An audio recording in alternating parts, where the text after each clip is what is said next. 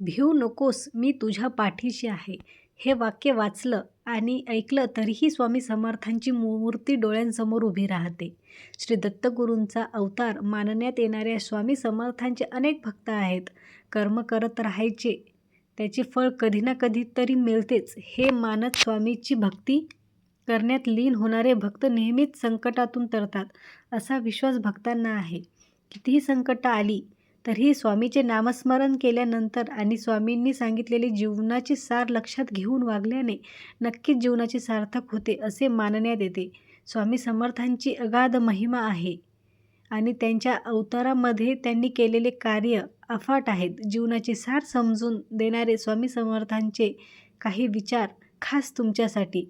स्वामींचे हे विचार भक्ताच्या समस्यांचे निवारण करतात.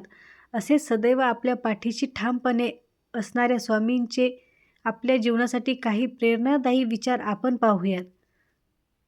रोजच्या जगण्यात आपण कसेही जगतो, पण आपल्या आयुष्यात काय बरोबर आणि काय चूक आहे ह्या गोष्टी आपण ठरवणे अत्यंत गरजेचे आहे. स्वामी समर्थांचे विचार आपल्याला प्रेरणा देतात आणि सकारात्मक ऊर्जा देतात. तसेच आपण काही आज छान असे विचार बघूयात. नंबर 1, यशस्वी होण्याचा एकच उत्तम पर्याय आहे, दुसऱ्याचं भलं झालेलं पाहण्याची ताकद आपल्या मनात असली पाहिजे.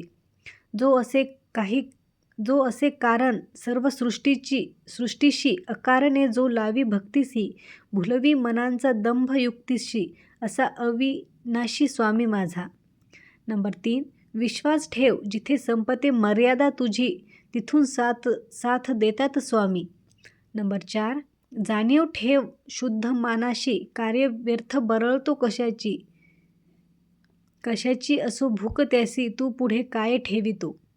नंबर 5, तुझ्या अंतरात्म्यात आहे स्वामी, तुला हरू देणार नाही, या कलियुगात तुला एकटे सोडणार नाही. जी झुंज तू खेळतो आहेस मनासी, त्याला तुला मार्ग दाखवत असणार मी. भिवू नको, मी तुझ्या पाठीशी आहे. नंबर 6, ऐहिक जीवनाचे नश्वर स्वरूप जाणावे, निष्काम कर्म करावे. नंबर 7, मोठा अधिकार संपत्ती याचा चिरकाल भरवसा मानू नये. नंबर 8, भिवू नकोस, मी तुझ्या पाठीशी आहे. नंबर 9, अडचणी आयुष्यात नव्हे तर मनात असतात, ज्या दिवशी मनावर विजय मिळवाल त्या दिवशी आपोआप मार्ग निघेल. नंबर 10, खूप अडचणी आहेत जीवनात, परंतु त्यांना समोर जाण्याची शक्ती फक्त स्वामींमुळे येते. नंबर 11, तू कोणाला फसवू नकोस, स्वामी आहे तुझ्या पाठीशी, तुझी फसवणूक होऊ देणार नाहीत. नंबर 12, कोणत्याही सकारात्मक विचारांना कोणतेही विष मारू शकत नाही आणि कोणत्याही नकारात्मक विचारांना कोणतेही औषध वाचू शकत नाही. नंबर 13, प्राण गेला तरीही दुसऱ्या जीवांची हिंसा करू नये. नंबर 14, ध्येय साध्य करणे कितीही कठीण असो, पण जर आत्मविश्वास असेल तर अशक्य असे काहीच नाही.